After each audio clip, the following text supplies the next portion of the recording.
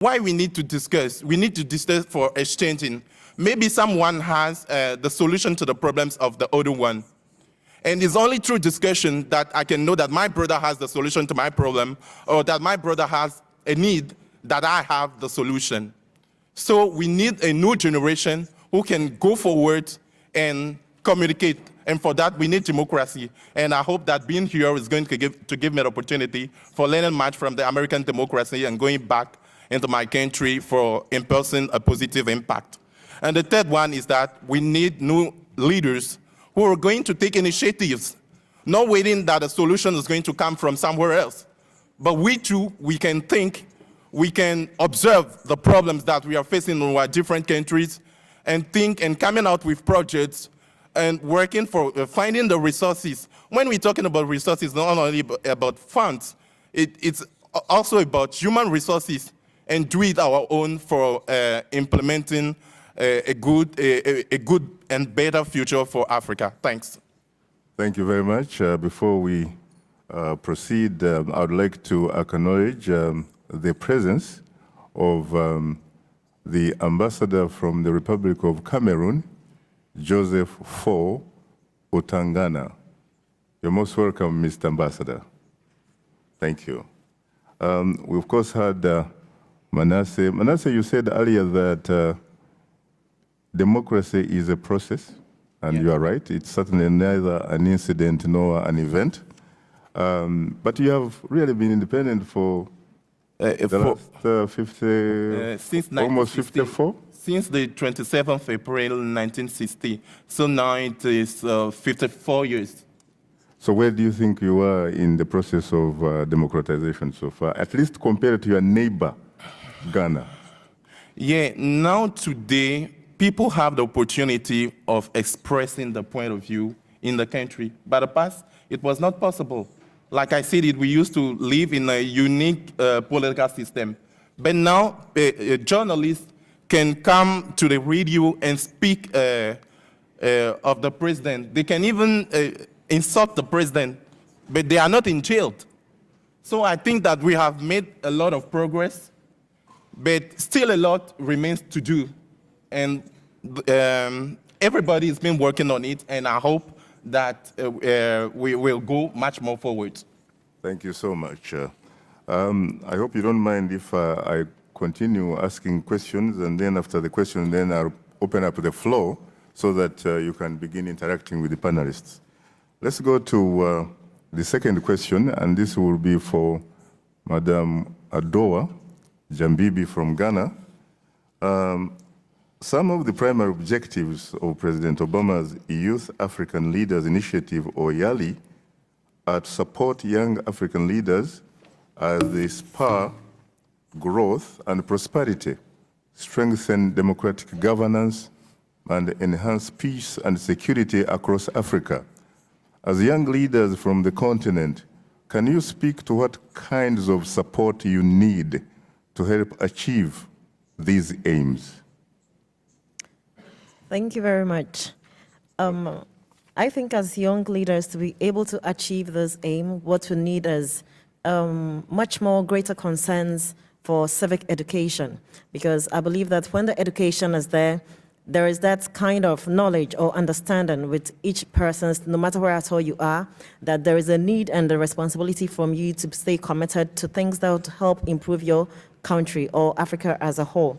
And therefore, I believe that more civic education and training to make most Africans aware of their civic duties, their rights and responsibilities, and carry it as an obligation and not as a choice is the way forward for Africans. Because when we do that, I think then we are able to, do things for ourselves. Then we are able, because I think it's much better when you're going to solicit for help, that at least you tell someone that at least I have this, could you please help me out to continue this, than just to go barehanded and just be always soliciting for help. Thank you.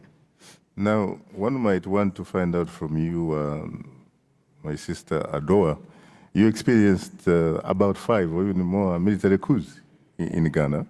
You are neighbors of Togo, and you are neighbors of, he said, Côte d'Ivoire.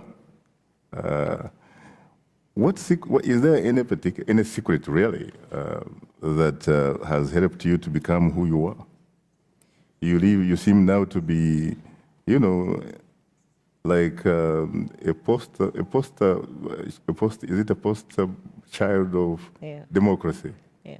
You seem to be a beacon of hope for African democracy. Yeah. What is particularly unique about Ghanaian society? Thank you very much. I think what makes us much unique in our democracy is that as days and years and months go by, Ghanaians have learned to realize that it's much more important that when it comes to an electoral process, because you discover that all these things come out of a misunderstanding during an election or out of a misunderstanding during governance. And so now people have been made to realize, or people now understand that there is much more reason to address issues than personalities. Because when you look at the reasons for these coups, basically, it's just all about personalities. People have certain affiliation with either with a person leading a political party or an affiliation with a particular political party. But then when you address issues rather than personalities, I think it goes a long way to deepening democracies in much instances. Thank you so much. The next question is addressed to Frank Mugisha of Rwanda. And it's like this. Last year, the African Union in Addis Ababa launched its Agenda 2063 campaign, which is a call for action to all segments of African society to work together to build a prosperous and united Africa based on shared values and a common destiny. Though I won't ask you all to make predictions for 2063, it would be interesting to hear your views on what Africa's future would ideally look like from your perspective. What about that, Frank? Thank you. I think it's really very important to begin by saying that we've been having different development agendas developed on the African continent, and we did not necessarily realize the targets that we had set for ourselves. So what I believe is that for Africa to actually be better in 2063, we need to change the way we do our business, because having laid down all those targets and the goals that we want to achieve in this Agenda 2063, I don't think it's enough. So what I think for Africa to develop, because we have all that it takes. Africa has natural resources. Africa, we have land. We can feed the whole world regarding food security.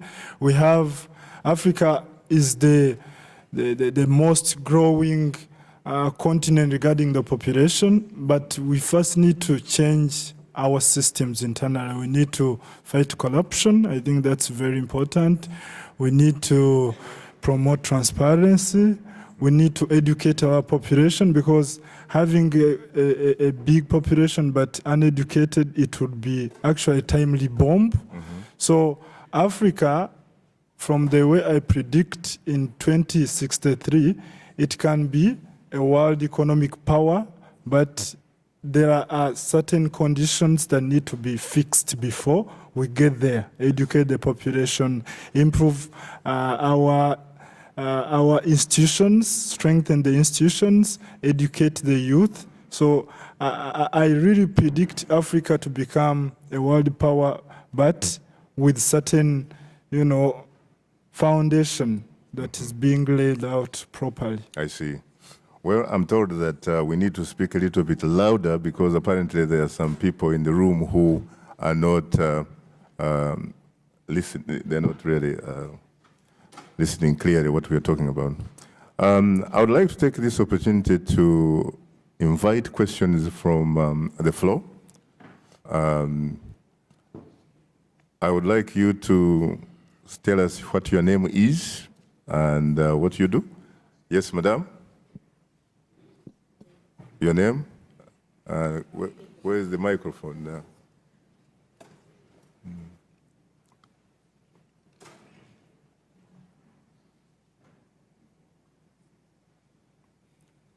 Good morning, ladies and gentlemen, Congresswoman Paz, young fellas, and the Thank you. My name is Rosemary Segero. I'm the president of Hope for Tomorrow. I want to thank Congresswoman Bass for this wonderful event for Yali and President Obama for the wonderful two initiatives of Africa Young Leaders and the Power Africa. My organization is called Hope for Tomorrow, and our organization was part of the reviewers of the Yali, the 2014 Yali group, and it was very interesting. They had wonderful stories, and what you are saying here is what they said too. So what I want to say is now that you are here and all the organizations that are here, now you have come, we want to follow up with you when you go back home, what you are going to do, and all that you will be doing to help other young children, especially as she said about democracy, about election observation. Our organization does election observation. We held election observation in Kenya. We'll be doing in South Africa. What brings most problem in elections is violence, and the young people are the insiders. So what we are doing in South Africa now, we are working with young people before the election through sponsor and entertainment, where we come with them before election. They have to make some camps, and after elections.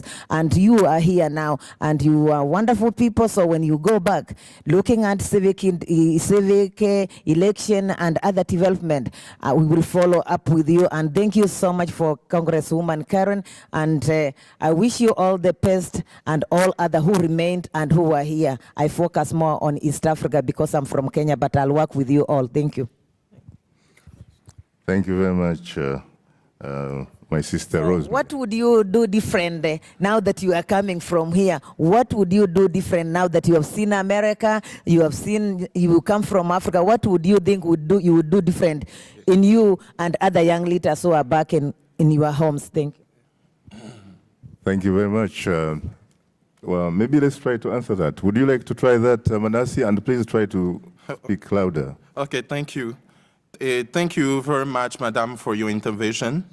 First of all, what I would like to say is that what we need in Africa is the changing of mentality.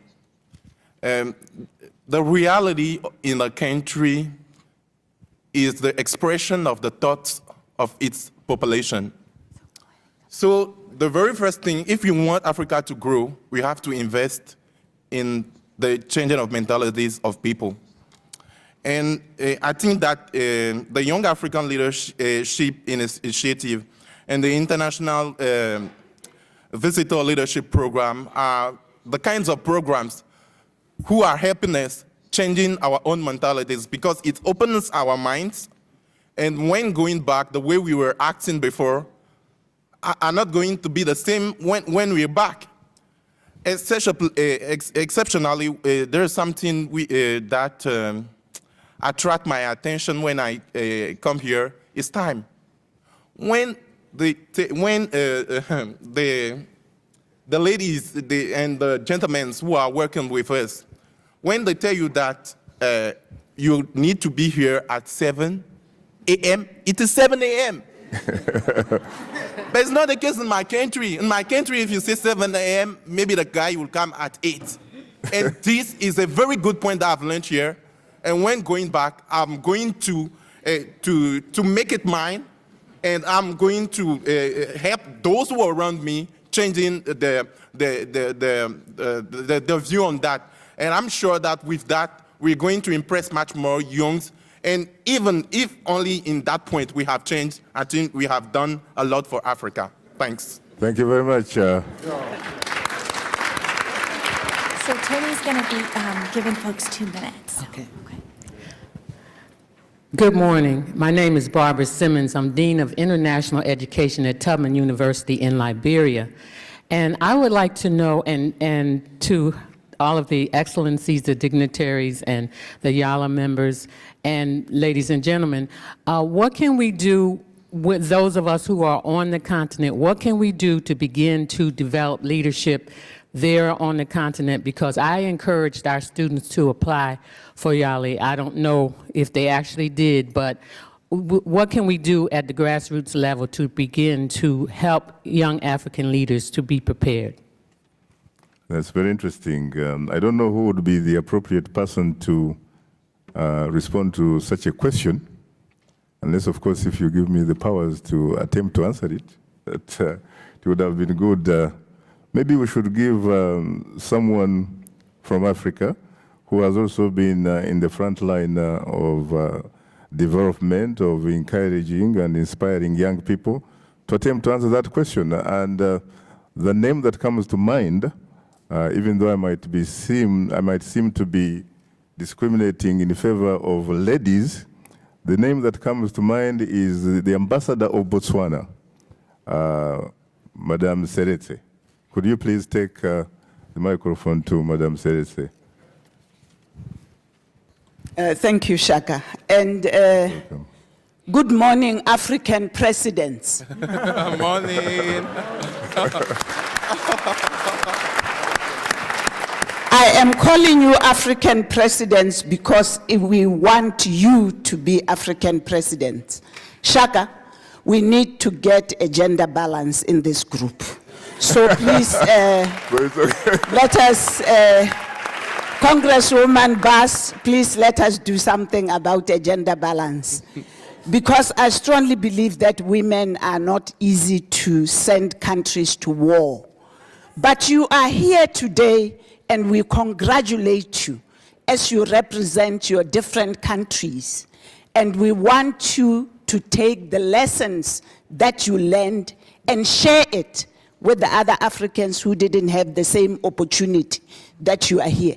The reason you see all these ambassadors coming out and you see a room full, this is the first meeting I'm attending and people are scrambling for seats.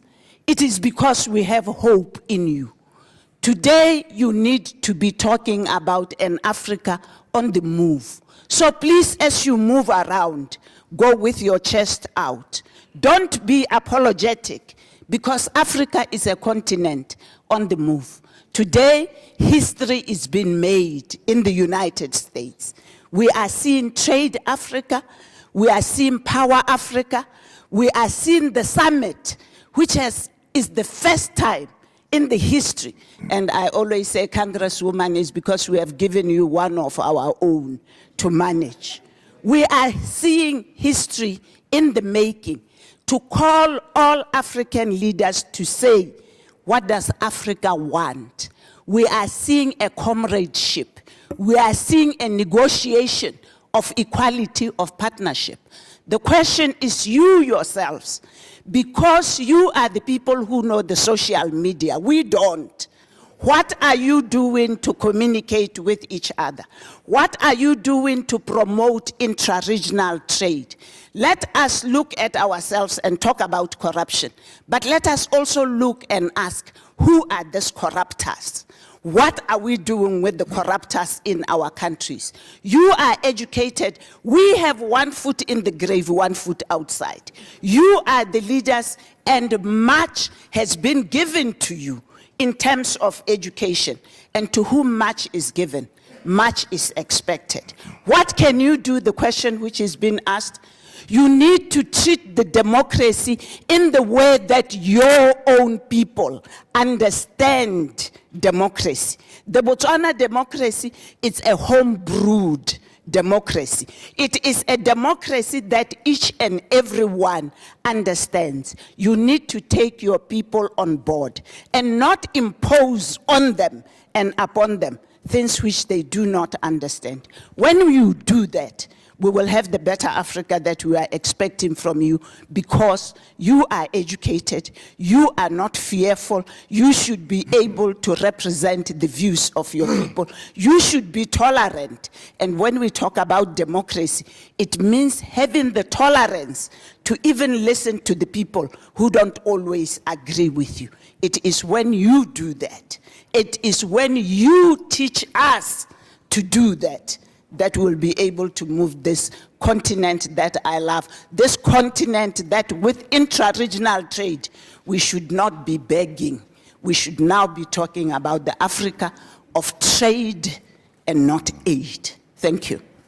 Wow.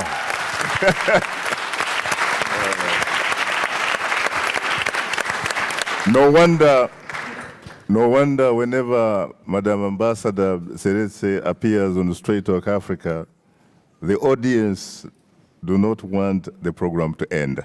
And the reason I think is very simple, because she comes from a country that gives her the privilege, in fact, the right to speak with authority. Because coming from Botswana, you must have the moral authority to talk about corruption, because the last time I checked, if you look at the Transparency International, this corruption watchdog, Botswana is consistently found to be the least corrupt nation on the African continent, and in fact in the world. Thank you so much. Yeah? Sure. Frank would like to say something about to respond to your challenge, Madame Seretse. Go for it, Frank. Speak a bit louder, if you don't mind. Yeah, thank you. I just wanted also to comment on what was asked, that what can be done actually to help African young leaders or youth in Africa. I think we need to look at training or capacity building as an important aspect regarding strengthening the skills and the capacity of the youth in Africa. We are really very grateful for this opportunity for us to be here, because it opens up our mind and it gets us connected even to people with different experience, from what we are brought in. But we also need in our own countries to set up like leadership academies, leadership schools. That's very important, because people go to normal schools, but these normal schools do not necessarily provide leadership skills. And so we need to set up these academies, these institutes in our countries, and then these institutes will help actually to build the confidence and the skills in these African youth for them to become leaders. Like in my country, I know with the National Democratic Institute, it helped working with the Forum of Political Parties to establish what they call the Young Political Leadership Academy. And that's actually training young people from political parties to become future leaders. So they are giving them skills to become leaders. So I think such initiatives are really very important in African countries, because they are then, grooming the people to take up these roles, and they are giving them the necessary skills. Yeah, thank you. Thank you very much. Let me go to a question via Twitter from Richard Boko. It's what new or changed policies would the young African leaders like to see from the United States? What inspires your work so far?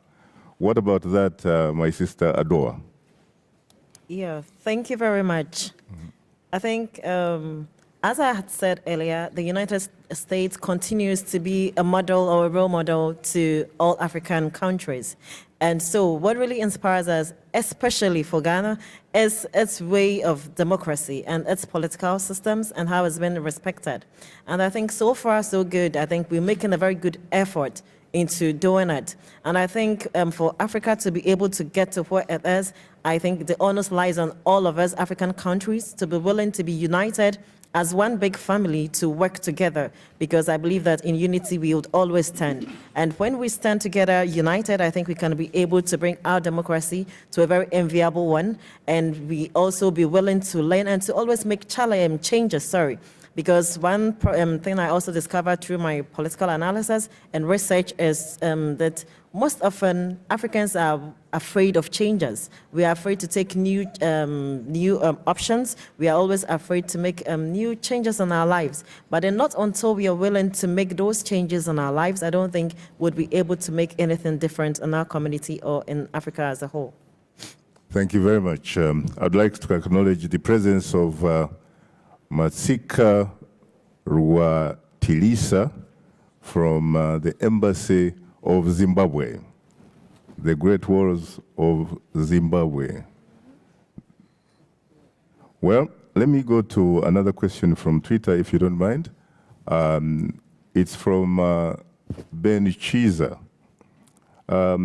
It says, YALI is a great way to engage youth, but what's being done to stop brain drain on the continent? I don't know whether you can address that really, because you would like? Yeah, sure. What's your name? Hi, my name is Wakuna Galega. I come from Cameroon, and I'm a PhD student studying environmental engineering at Stanford. I only interrupted because my question kind of built on what he is asking. So I have a three-part question, and thank you, Madam Ambassador, because you kind of spoke from my heart, I think. My first question is about education, and that's two parts. America has done a great job, and I'm very grateful for that, for opening the doors to educate most Africans. But I believe many Africans are feeling too comfortable and staying here. And my question to the panel is, how would we encourage young Africans to come back home, bring that knowledge to develop the country, because we need a lot of that in our country. Second thing is we need to educate our youth about STEM education, but we are really lagging behind with that kind of education. What needs to be done? What's the motivation behind that? The second thing is being a woman who wants to be of influence in policy, or not just policy, just development. What needs to be done to encourage women to get into these influential positions? Because as you can see behind there, we have only 3 women being represented, and we still have this stereotype of having more men than women. So what needs to be done? Not just for people, law students or policy people, but also scientists to make this kind of difference. And the last question was about the environment, because I study environmental engineering and I make biodegradable plastics. And one thing about our environment is, for one, my country is suffering a serious water crisis. Like, it's a big problem. And the waste condition in most of our countries is, especially my country, is like a horrible situation. So what are your thoughts about that moving forward? Thank you. Thank you very much. Would you like to take that question, Manasseh? Okay, thanks. First of all, what I will say is that we need to review education, and this is the role of the parents, all the parents. They need to give much more passion for Africa to the children. It's since childhood. If you love something, you don't need to be paid before giving your heart and giving your efforts for the things to go forward. And this is what lacks. Because most of Africans, when they come here, they find good conditions. They say, why would I go back there in those poor conditions? But if you love your country and you are passionate about it, you would like to come back. And this is what I saw in America. I think in the 70, please help me. In the 18th century, when this country was being founded, America was not like this. But there were people who fought for making America be like this. It means that the dream, they had the vision and the work for making this country becoming what it is today. And it's only when in Africa we are going to generate a new kind of youth who will love the country, who will be passionate about the country. I'm sure that they also can generate a vision for the continent, and maybe in 20, 30, and 50 years, we can reach a better level. And there's something also that impressed me. I went at the Smithsonian Museum, and I read the quote of James Smithson, and I was impressed. Who's that kind of guy?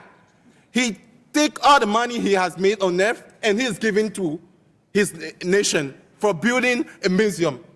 He could have given that money to people of his family.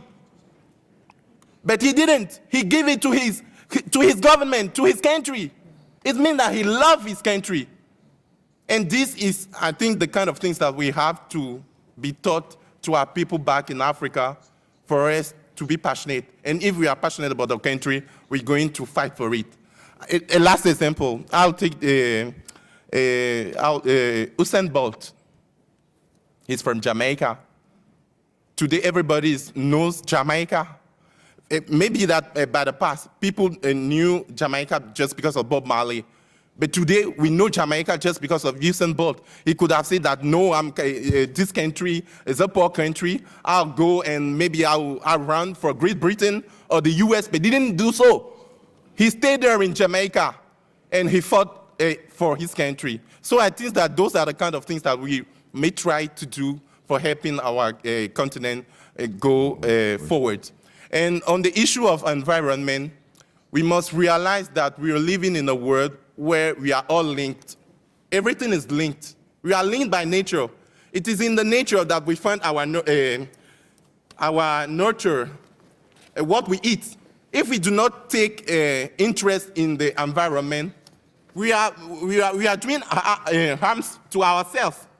So it's very important for us to think or to, if we are not in power, maybe advocate and give ideas to those who are in power to take policies that will help environment, that will protect environment for the present generation and the future generations. Thanks.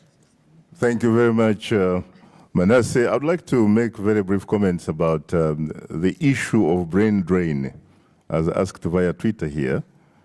Yes, there is apparent brain drain, but some will argue that part of the reason it is there is simply because the leadership on the African continent has not been able to do what it is expected to do. Yeah. Create an enabling environment, make sure that people have tools, the climate is ripe for people to come home and contribute. Okay. Yeah. I'll give you an example. One day, in 1994, I was on my way to covering the what ended up being a genocide in Rwanda, and I met Tanzania's founding president, the late Mwalimu Kambarage Nyerere.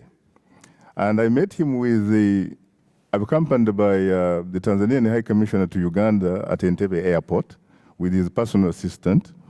And we started talking, and I told him how he used to be my social, intellectual patron saint when I was a graduate student at UCLA. And so we talked about a lot of things.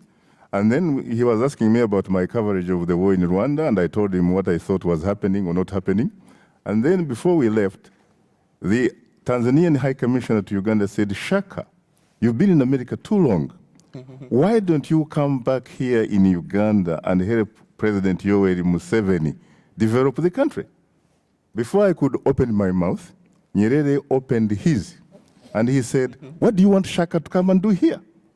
Shaka is already Africa's ambassador in the United States. Basically, what he is doing really is like a social cultural bridge between the Americas and Africa. Yeah. There are a lot of people who you may look at and it looks like it's a brain drain sort of thing, but in fact, it can end up being characterized as a brain gain. Okay. There are a lot of people that have gone to school here and went back to Africa and made incredible contributions. And one of them, I hope he can do better, is Ewan Alassane Ouattara. When he was the deputy managing director at the IMF, I remember interviewing him, and he was trying to go to Ivory Coast, I'm told it is Côte d'Ivoire, to run for the presidency. And he said, let me go, Shaka, so that at least I can pave way for you. I can help to arrange things in Ivory Coast so that you Africans who are here, you can go and make contributions in Ivory Coast. So I think there are so many ways to look at it. Let me go to, I'll come back to you, Frank, but let me go to the floor first. Hi. Yes, please. Hi, my name is Kushanti Vignaraja. I serve as Senior Advisor to the Deputy Secretary of State. Sorry, my name is Kushanti Vignaraja. I serve as Senior... Please. Slowly.